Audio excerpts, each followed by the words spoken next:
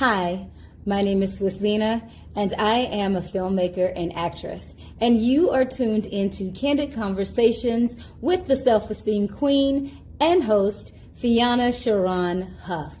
Get ready for a dynamic heart-to-heart talk where you can truly build your self-esteem and be reminded that you are a qualified woman embodying excellence now.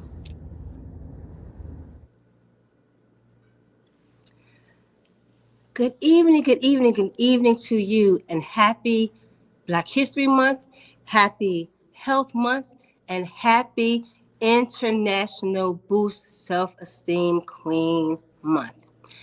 I am Fiona Sharon Huff, host of Candid Conversations with the Self-Esteem Queen, and I'm so glad that you have taken the time, made the time to join me tonight. Tonight's show is called Falling Madly in Love with Me. How many of you all can say that you are madly in love with yourself? What does that mean? What does that look like? Well, tonight's guest is going to be able to share exactly all of those answers with you. Her name is Shantel Dennis. She is a holistic wellness practitioner and consultant. She works with healthcare teams and high-stress professionals, mainly women, to reduce burnout, improve emotional resilience and productivity, restoring workplace balance, morale, and esteem through holistic self-care practices and practical mindfulness training, helping everyone reach their highest potential. She is also the author of Embracing the Queen Within and Living Aligned and Crowned. Says Shantel, these books helped me to fall madly in love with me. So join me in bringing on Shantel to Candid Conversations with the Self-Esteem Queen so we can get started with this transparent and oh so good conversation. So Shantel, welcome.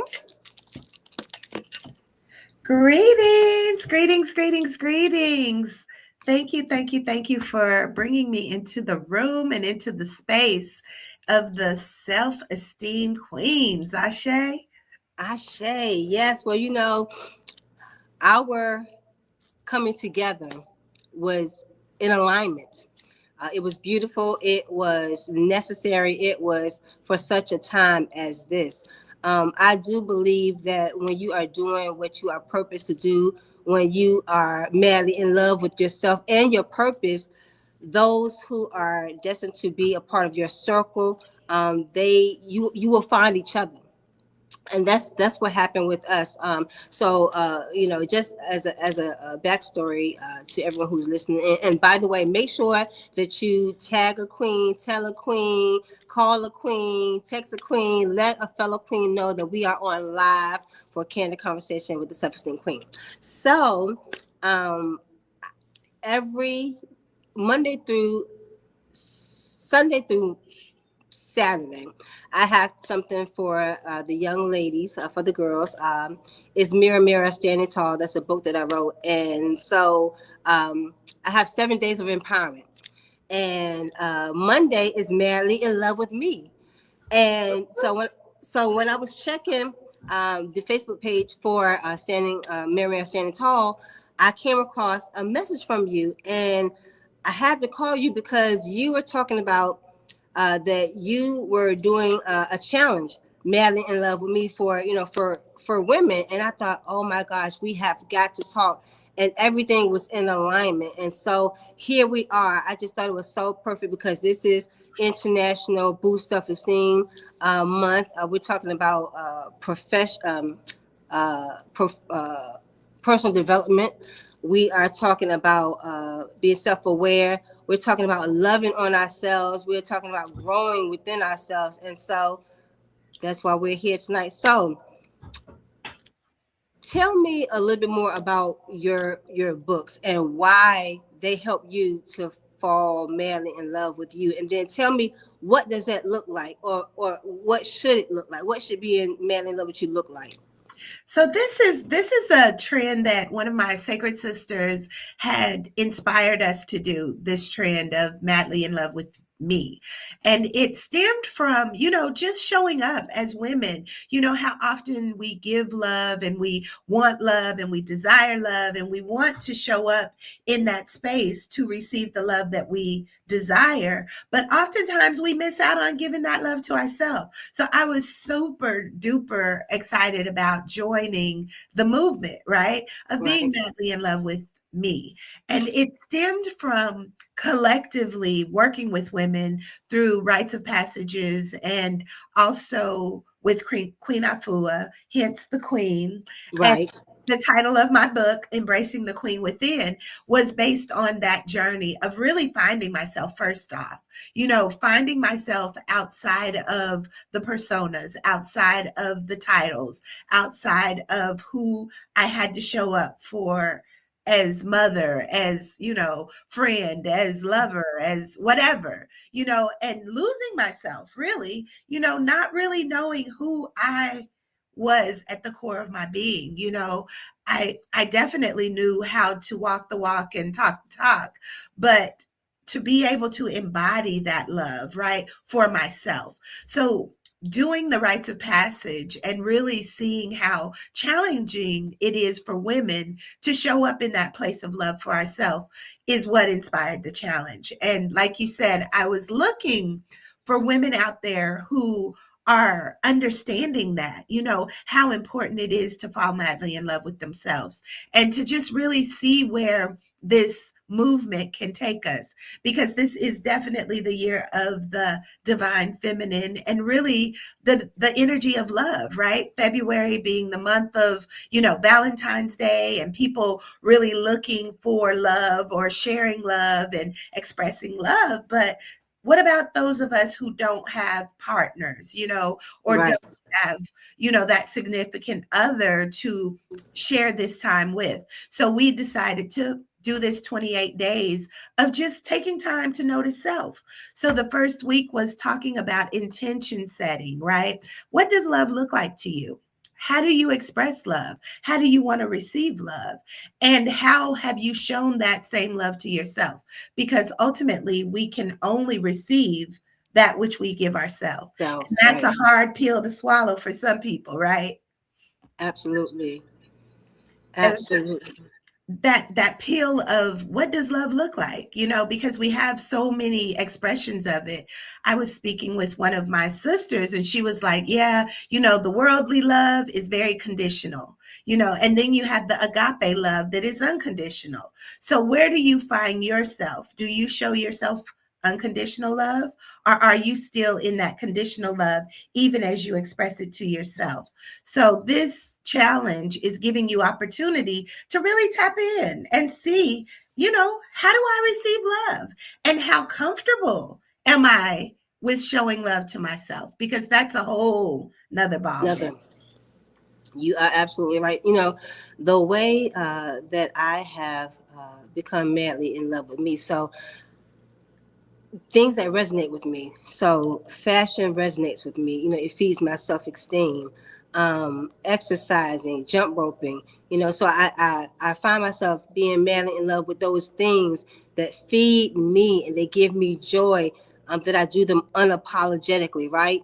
And I wouldn't trade it for a thing, but there's a process, to it all, to getting to that point.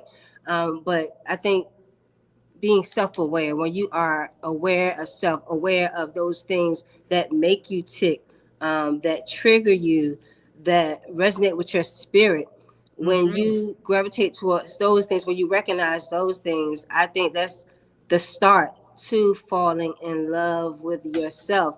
And I think that once we fall in love with ourselves, and all of us, the good, the challenging, the need some work, Yes, that shadow part of us. the need for Yes. work, the parts that everybody doesn't necessarily see, but we do. So when we can love on ourselves, and all of us, whether we got, lumps and bumps and, The straight hairs, good, the gray bad, hairs, and the ugly, and right? the ugly, right? Yes. That we can just like be free. I think it's about freedom as well. What do you think?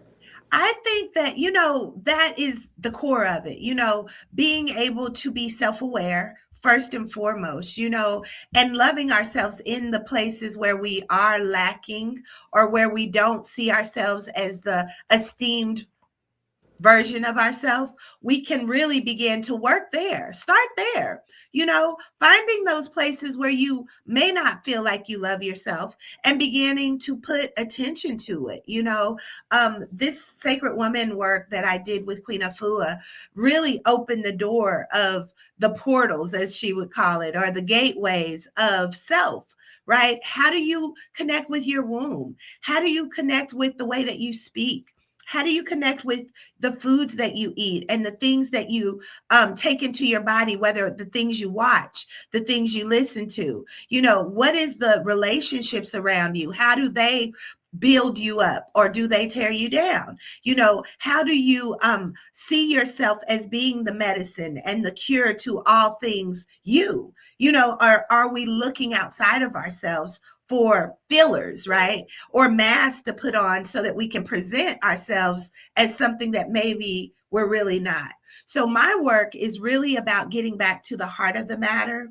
Really, in the sense of the woman work, is all about self-awareness first and foremost, and then it goes into the shadow, right? What's in your shadow? What are the things in you that you may not be so fond of, that you've covered up with makeup, with the way you show up externally, and how does that pacify the truth of who you are? But when we begin to say, you know what, I know I'm not the great communicator, or I know I'm not treating my body right by the foods that I eat. How can I change those things? And I also went through a process of lifestyle designing and understanding that the way we look at our life as a whole really shows love to ourselves. Like what you were saying, where do I find places? How do I find joy in my life? What does that look like? How do I honor myself in the ways of expressing love? How does me dressing up and looking beautiful truly affirm the truth of who I am? And being able to be in community and be in partnership. And this is where I say everything we need is in the circle. And that's that circle of women that are not in competition with you, that can accept you as you are, but also love you enough to help you see your differences as you see them, and then help guide you to a higher level, just one step up. Maybe I don't feel like I eat the right foods all the time, but what can I do? And how can my sisters contribute to that? Or how can the people that I have in my inner courts contribute to me edifying myself? And that was a key point, and then going into living aligned and crowned. Living aligned and crowned is my key work that I just produced this year.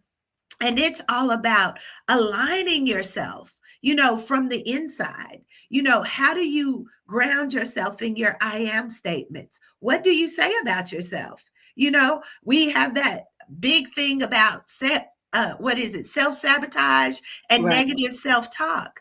How do we move beyond that negative self-talk and move into those affirmative words, of using affirmations, using them in a place of ritual? For me, my love language is meditation, going within, setting in that space with God, the God in me, and the universal principle of God that supports me to be my best self. And, I come from a religious background, but also I've expanded into this spiritual context of I am that I am, right? I am that I am. So whatever it is we say we are, that's what we reflect in our world. And that's what in turn is reflecting back to us. So it's really, really important for us to really begin to rewrite those stories, rewrite those stories that keep us limited, that keep us in that lower frequency of, man, I never can get it right, or I'm not worthy of this, or I'm always those negative words that we speak, because that is part of a program that attracts that same thing to us. You know, I've seen that in relationships so often, especially with women who find themselves in these codependent or toxic type relationships. And that is a space that we definitely need to hold space for one another in. You know, when I was promoting this evening's podcast, I was just reminded, and earlier today. So, if you notice, I'm wearing this beautiful hat, which I am a brand ambassador for um, Virtuous Vixen 810, and the owner of the hat line, the beautiful hat line, is Michaela Pope. And so earlier today, I had on a hat that said "Love," I and I was saw like, you that. know, right. So I'm like, I am love. I Yeah. am to be loved, and I'm madly in love with myself. I'm madly in love with my red lipstick. I'm madly in love with my short hair, don't care. My red hair sometimes, my auburn hair sometimes. I'm in love with my bow legs. I'm in love with the fact that I love thigh-high boots. I'm in love with colors. Those things resonate with me. And so for my students, I make sure that I have my affirmations up. So when they come into me and my teaching partner's office, they see I am. So I am bold, I am beautiful, I am powerful, and I am seen. And Yes. so not only do I speak those things to myself, but when they come into my office, I have them to speak it out loud. And so I am those things. And in those times when I'm not feeling enough, or I think I'm not enough, because we have those moments. Even the most empowered person has moments, especially when we start looking on the outside and what other people are doing. And we have to draw ourselves back in and remember who we are and whose we are. And Oof. then say, you know what? Yes, I love my complexions are chocolate. I love my chocolate complexion. And when I say they're doing workshops, everybody they laugh, but they laugh with love because they know, yes, the one thing about the Self-Esteem Queen, Fiona, however they call me, is I love my chocolate skin. And even as a Yes. child, my grandparents and my mother, they always said I was beautiful. And then I was looking back. So when I was doing some cleaning in my mother's house, I found an article. I wrote it in 1993. I was a freshman at Norfolk State University, which is here in the Hampton Roads area. I was majoring in journalism, and I was a campus correspondent for the Virginia Pilot, which is one of the main newspapers here in the Hampton Roads area. And I was talking about self-esteem. And I remember, as I'm reading this article, I'm remembering when I was in middle school, and even though I was told that I was beautiful, by my grandparents, my mom, by those in church, still as a young person, when you are going through middle school and you're trying to find yourself, expect that middle school, that 6th to 8th grade, is Yes. so critical. Hard. So Yes. that's why I really gravitate towards that group of young ladies, that age group, because it's so critical. But I remember that I had friends who had long hair, who were light skinned. They seemed to get the attention of the boys, right? Mhm. I still knew that I was beautiful and I was smart. I was an honor roll student. I was doing great things, but still. And so imagine children having those feelings, and then they growing up into adults, and they haven't dealt with those feelings of sometimes not being enough, not loving on themselves. And so as a result of that, uh, we do things that are not true to who we are destined to be, because we have allowed outside exteriors or whatever to tell us that we're not enough, or, oh, you need to look like this, or you have to be like this. So it's crucial that at whatever stage we are, we grab ourselves and remind ourselves. And so as a 51 and fine and fly Come woman, through, sis. Come through. I love every bit of my 51-year-old self. I love my bifocals. I have earned every bit of it. I love the gray hairs that's trying to pop out. Look, pop out and show them. They're You trying to pop up and show me, okay? How But I wise you are, and how elegant you are, and how esteemed you are, and how much wisdom you have grown into. You see? the wisdom, and it's like, so I look at that 6th to 8th grade Fiona, and I look Mm, at who I am now, and the growth. And so having a daughter, my firstborn, who just recently celebrated her birthday on Friday. So shout out to my firstborn Clara, who is actually tuning in. So I love you, daughter. Happy birthday. yes. Happy birthday. So it was important for me to make sure that her esteem was solid from the beginning, because we're not born with saying I love me. We have to cultivate that. We have to practice that. And what that looks like. We have to have examples.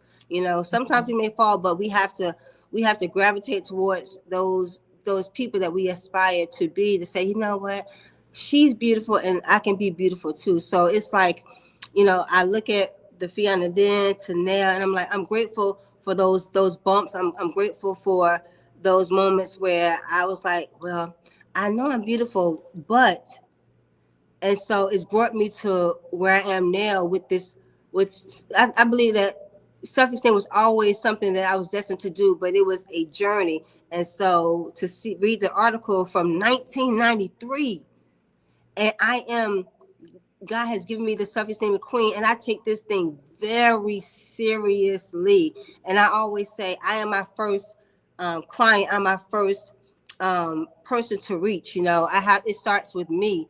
And Yes, it starts with me. And it's a journey. It's not a destination. it Loving is a loving yourself, journey. being madly loving yourself is not a destination. It's a constant flow. It's a daily thing. It's a reminding yourself who you are, is looking in the mirror. I was telling my teacher partner, Jeanette, as I was walking out the door, I said, girl, we have to look at ourselves in the mirror and be like, girl, you fine. And be like, fine, you are. Yes, you are. You I am she. I am she, and she is me. Yes. right. And this is my divine reflection. And you made some great points when you talked about as children, as in that very fragile age, in those preteen ages, it doesn't matter how much you were poured into of how beautiful you are. It's the environment that we are brought up in, and how did that support us? And you did make a great point to say, that same little girl that we were in 6th grade or 7th grade or high school, that is who we are today. That little girl still exists, right? And sometimes as adults, we show up in those same insecure places. So this is where it's so important to really give our little girl that time to express. I know for me, I've really been embracing her I was that ugly duckling. I was the ugly duckling, and I knew it. And nobody in my family affirmed that I was beautiful and that I mattered or that I had something good going for me. That was never there in my life, as far as my circle. And then it was also reinforced by the boys. I was a tomboy. I had a brother. We were 10 months apart. Me and my brother were two aces, two peas in a pod. So I was never girly. I was never dressed up and, except for when I would get with my cousins, and we would do it only in her room, and we would play dress up and all that. But when I would show up, I was a fighter. The boys was afraid of me. They knew I would beat them up, all of those things. So I had to remember what I had to learn, what it was to be feminine. I had to learn what it was to feel beautiful, and even still, those insecurities and those limiting beliefs that were programmed in me as a child, I still had to intentionally go above and beyond to say, you are beautiful. You do matter. And I remember at church one day, I saw a picture, and this was where something sort of kind of changed.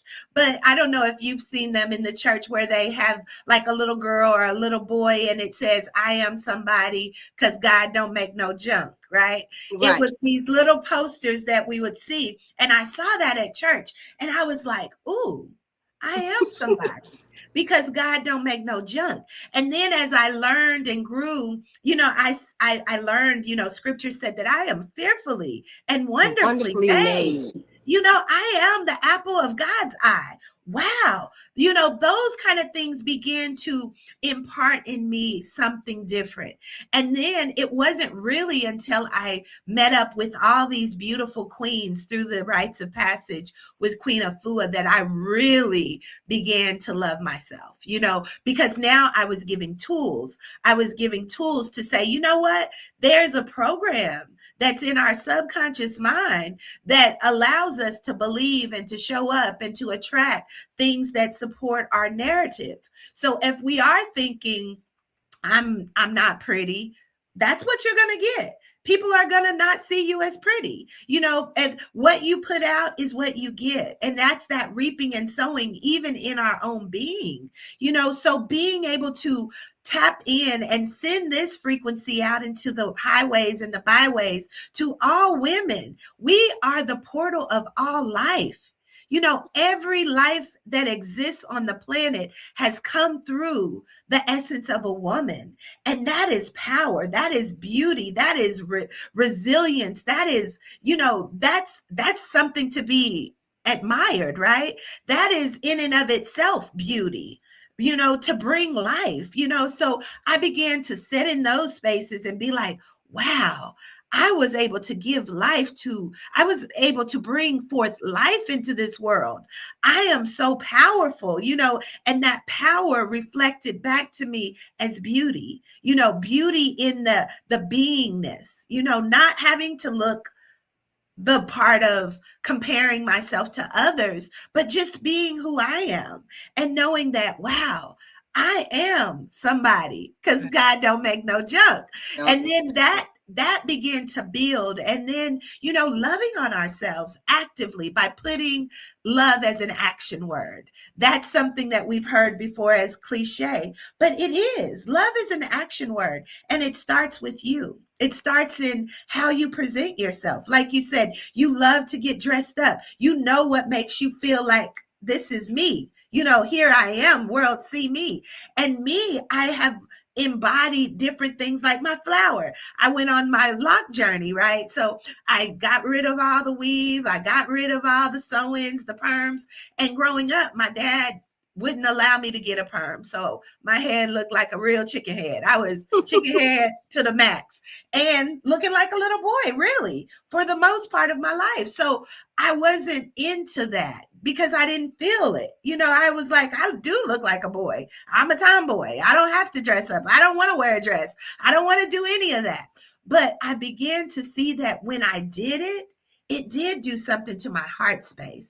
It did make me feel like, ooh, I do want to be seen. I do want to be witnessed. I do want someone to give me a compliment without saying, oh, that ain't true, or, negating compliments. Even as I got older, people would say, you're so beautiful. And I'd be like, nah, girl, I'm just me, downplaying it as opposed to accepting compliments. Right. That's another thing, that helps with our esteem. When someone gives you a compliment, to receive it and Just not thank say, you. Thank you. Right. So these are certain things that we put in this 28-day challenge, to do those little things, love on yourself, take a shower, and then just as you're putting on your lotion, telling yourself how beautiful you are and how wonderful you are and how you love being in this body, how your hips are. Look, I'm thinking of the Maya Angelou, the phenomenal woman am I. These are the things that I began to pour into myself. Like, ooh, that it gives you a vision, right? It's a vision of love. It's a vision of elegance. It's a vision of swag. It's a vision of just like, oh yeah, that's what I want to embody. And then beginning to move in those directions. That's what it's all about. Because if we can't show up for us, no one else is going to show up for us, because they reflect to you that which you that's that what you put out. What you reap, you sow. So it's very important Very important. And starting with our young girls, that's a beautiful work to begin to instill in them, that they are beautiful, that they are worthy to be seen and witnessed, and not even to the degree of, you don't have to look sexy, you don't have to be twerking, you can just walk, you can just step into a room and have presence that turns heads, because there's something about your energy that provokes beauty, that provokes attention. And that's what we have to show up, that's how we have to show up. That's what I'm learning. I would love that word provoke. It's a positive connotation, right? And, it's just like with Maya Angelou's poem. I walk into a room just as cool as I please. Yes. Just as cool as I please. I think that once we fall madly in love with who we are right now and show up for ourselves bold and unapologetically, it will give permission to others to do the same. So I'm very intentional about how I dress. And I get that from my grandparents and my mother, but especially from my grandfather, because he's the first person who introduced me to, at the time, they called them pumps. Pumps. Um, Not and heels, so, huh? yeah, right. And so I was like about 12 years old, and he used to take me to these two stores, Sears and Roebuck and Montgomery Ward's. And so one day he was like, I'm taking you to the store so you can try on some pumps, but you better try them on, because if you don't, I'm not buying you no more shoes. And my grandfather made sure. You see me now, I was lit as a child. My grandfather made sure, so I was not gonna miss the opportunity to go shopping with him, because everybody knew that Fiona was I was the apple of my grandfather's eye. And so the heels, the pumps turned into heels, and they got higher and higher and higher. But it was he who poured into me, that showed me the importance of showing up and dressing up, because he used to have his trench coats and his hats, his fedoras. He I was mean, sharp, my sharp. grandfather was sharp. My grandmother, she had two closets, her closet and part of my grandfather's closet, right? Showing up. My mother, like, I used to always be in her jewelry, in her clothes, you know what I mean? So it started there, but because of being intentional, I do it. So, for example, I told you, so I teach is 3rd through 5th grade. So I see all of the students in the school, right, in PE. And I'm very intentional, because I know that they are looking at me as a role model, and I take that very seriously, right? Yeah. So, like the girls, they're into lip gloss and nails, and so they have this thing where they be like, "Okay, Coach Huff," because they call me Coach Huff. "Okay, Coach Huff, clock it, clock it." Yes, They'll good. see my Clock nails. and see, Like, yes. if you see my nails, like Ooh. they yeah, get into it, y'all. Yes, Get into get it. it, get it, get it. So they love the nails, and they look every class, because I don't see the students every day. So we have it's like a 6-day cycle that we have. So I'll see kids on the days, day 2 and day 5, day 3, day 6, day 1, day 4, like that. But when they come into the gym, they're like, "Okay, Coach Love, let me see your nails." They looking forward to They're it. looking forward to it. Or I actually had one of the upper grade level teachers to come to me as I was opening the door to the gym, and she was like, "You know what? I love how you show up, even though you're in gym. I just love it." And I said, you know what I said? I said, "Thank you." Thank you. I Yes. said, "Thank you," because I do it for me, one, but I do it for those girls, because not everybody grows up in a household of love, of support, of affirmations. And so I may be that only one that they see. Right. And I Right. take that very seriously. So I show up, and they're looking at the lip gloss, and so I did a video last week. So one of the students, she came to me, she was like, "Coach Huff, do you have any nail glue, because my nail is coming off," right? Oh Lord, you don't want So a broke nail. So of course, me, I got a desk full of lip gloss, Vaseline, all kinds of things, right? All the things, as they say. That you So, need, right? To right. keep So your I, glory looking shiny. Yes. very much so. So I went and got it, and I put just a little bit, because I first I made sure that it was okay, and so. One of the other students, her name is Amy. I love me some Amy so much. She was like, "I told you, Coach Ho was gonna have some nail glue." Yes, because we got to be prepared. And that is the perfect example. We have to be the change we want to see. And when our young girls see us doing the work, doing this is how it looks. And it doesn't have to look like everybody else. Right. You are fearfully and wonderfully made, just like you want to show up.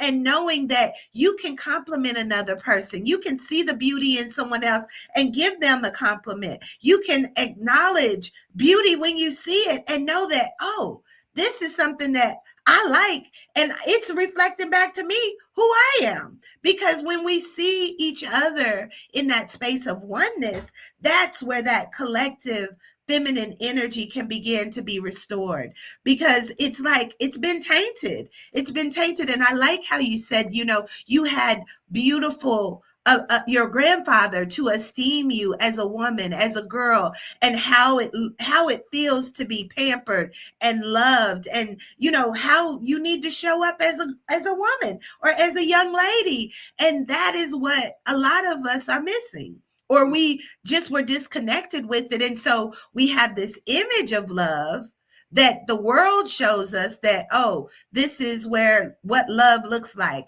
And I remember when I was kind of getting a little higher in high school, it looked like promiscuous, what is that? Being promiscuous. And the guys would be like, if you love me, you'll do it, and it's like, but I love me and I don't want to do it, So it's that energy of how do we reframe that and know that we can be love to ourselves. We don't have to get it from anyone else. And that's where the being madly in love with me comes in. And knowing that you can follow the feel goods of what that love feels like to you, and not have to settle and not have to stay in relationships and situationships that don't affirm you, that don't make you feel loved, and don't have to settle or what is it called, overshadow it with like, well, I know he loves me,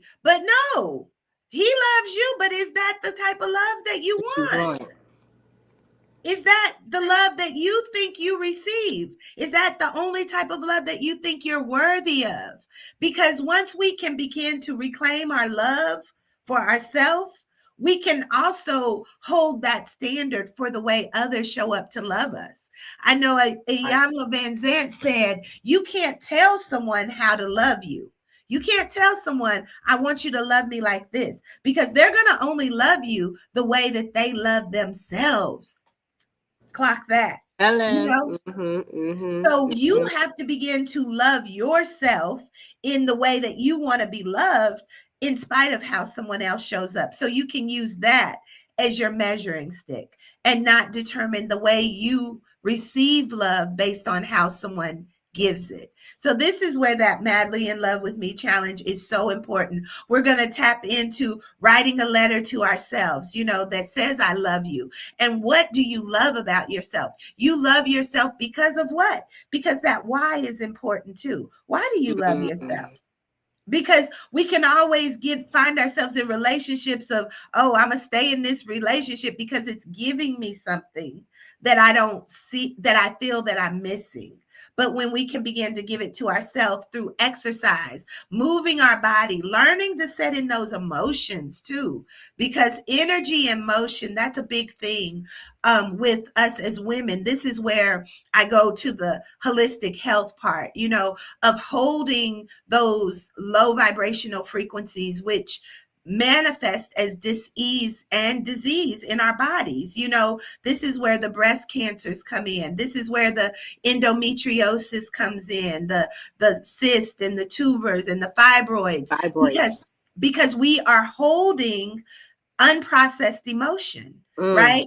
Unprocessed emotion that we have to express. We have to face it. We have to, those things that may have been swept under the rug and not acknowledged or said we don't want to talk about it. It's time to talk about it. It's time to talk about it so that we can release it. Because when it's held, it will kill us. It will show up as dis-ease. It will show up as disease, and really in our breast, because that's how we nurture, right? You nurture from your breast, you give birth through your womb, and those are the spaces that dis-ease and discomfort and unprocessed emotion settles in. So this is where we have to begin to be madly in love with ourselves so that we can express and leave those old stories, or release those old stories so that we can find wholeness and healing.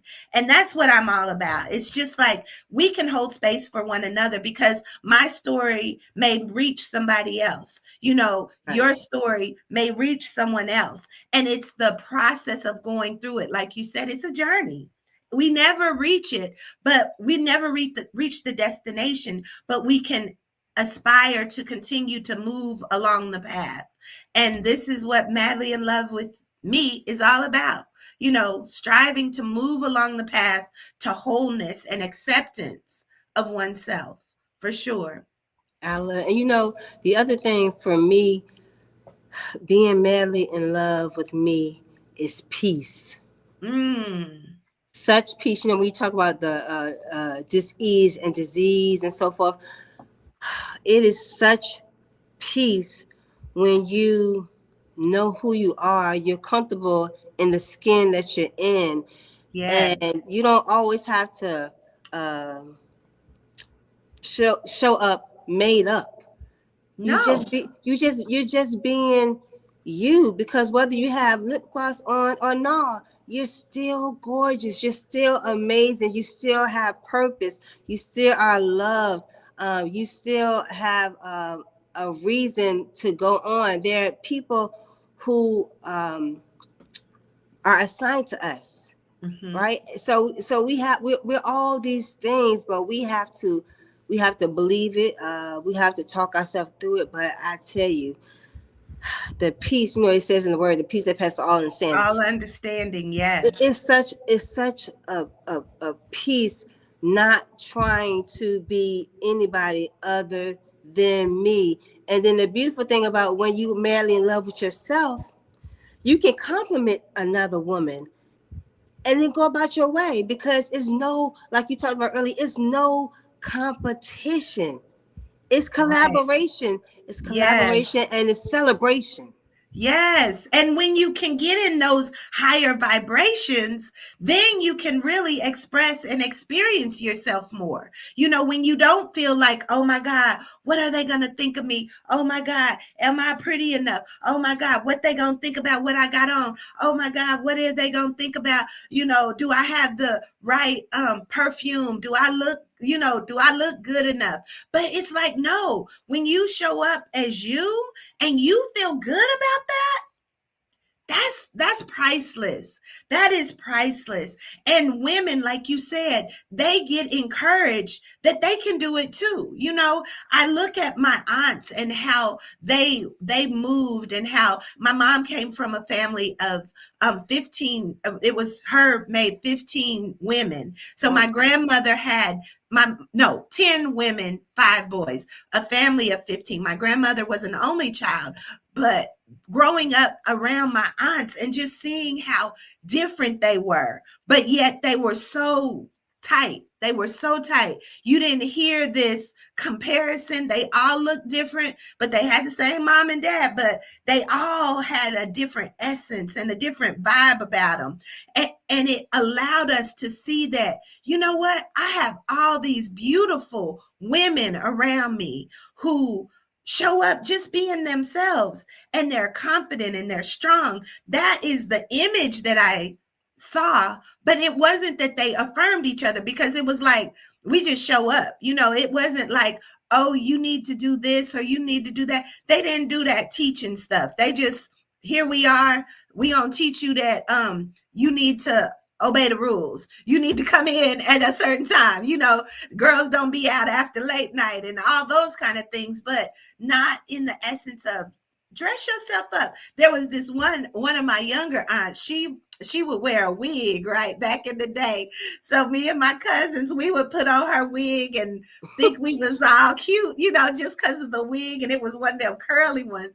And I remember seeing a picture of that recently, and I was like, oh, I thought I was the stuff right there just because I had on the wig, but it's those things that, what makes you tick? What makes you really feel good about yourself? And even in spite of the things that maybe you don't feel so good about, do more of the things that you do. It's like where you put your attention, that grows. That's the energy in motion. When you can direct your energy in the way that you want to show up, even if you're not there yet. But this is what I esteem to be. And I see that in this lady. I see that in this person. I want to learn more about you. I want to see how you show up and what makes you so confident. How do you, and us as women needing to be more open to that. Like you were, you didn't know me from Adam, but you were open to the conversation. You were open, and I was brave enough to reach out, because there's always that, what would they think about me? She don't know me from Adam.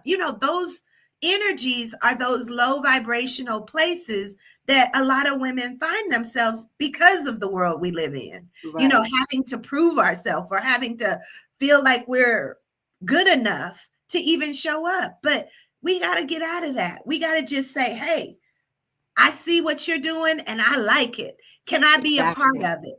Can you show me and teach me and talk to me what you know about it, And this is how we grow collectively. And this is what I'm aspiring to see our world embody. And as you are teaching it to our young ladies, this is the prime time. And us as the older women, the older generation, being open to be those mentors and being that light in the darkness, and saying, you know what, you're perfect just the way you are. What do you feel would make you look beautiful? What makes you feel beautiful? It's not for me to tell you. What do you like? What do you see? What do you aspire to have for yourself? And how can I support you in bringing that into your reality? And this is what we do. This is what my work is all about. I know you read the corporate end of me, but I love being in this other part of me. Right. I can maneuver between the worlds because this is the world that matters. In right. the corporate world, we do have to show up in a certain way, but the undertone of it is, it's still me. I show up. And I say, here I am, world, see me. And I can be corporate too, but I can also show you how you can move beyond the burnout, move beyond the limiting beliefs by truly just choosing you. Choosing you, and the world around you will attract to you, to support you, to grow you, to expand you, so that you can really spread your wings even bigger and farther, because each one reaching one, it's like, that's where power goes. That's where the power lies, actually, within the unity, within the collective oneness. Right. I love it. I love it. So, I've had an amazing time talking with you. We unpacked a lot. We unpacked a whole lot. So I hope that those who are watching, I hope that you get something really great out of this evening. And for those of you all who are watching, please share it. Share it, so that your fellow queens can watch the replay. Because this is not, just because we're live and it's ending, that it's over with. No, this is good work that we have to continue to do. So I'm so grateful that you came in to talk with me this evening. Let the people know where they can find you. Okay, so yes, I am a soul path archetype life coach in a sense, all about life design, human design. You can find me on Good Vibes, as you were saying, Good Vibes Lounge, LLC.com. My Instagram is also Good Vibes Lounge, and also Aries to Heart on Instagram. And then also follow my Circle of Sister Table Talks. It's on YouTube as well. It's a place where we go and we show up and we dive into these kind of issues. I do use oracle cards and sometimes just candid conversation to just tap into the energy and the essence of the day, so getting that